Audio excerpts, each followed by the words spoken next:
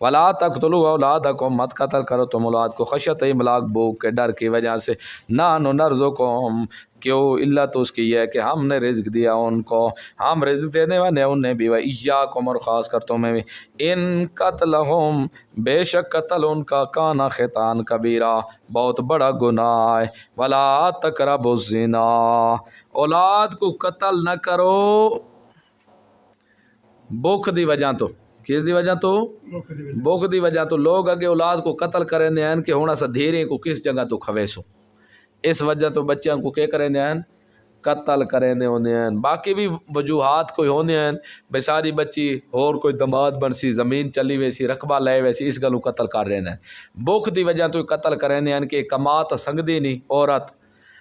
لہذا اس کو کھواونا چٹی ہے، اسا کتوں لے کے آسو، اس گلوں بچپن ہی انہاں کو قتل کر چھوڑے دے ہوندے ہیں۔ اے بھی قتل تے اس تے لکھیا ہے کہ منصوبہ بندی کرنا، اے بھی ایک اولاد کو قتل کرنا ہے۔ اور تریجا اے بھی بھئی ہے کہ جیرا شخص کالجاں سکولاں دے اندر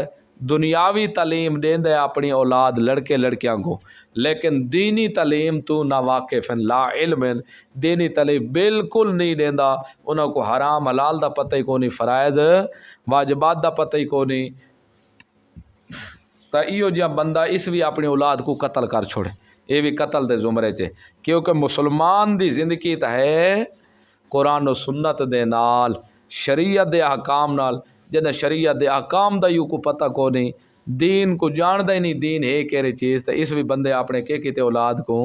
قتل کر چھوڑے۔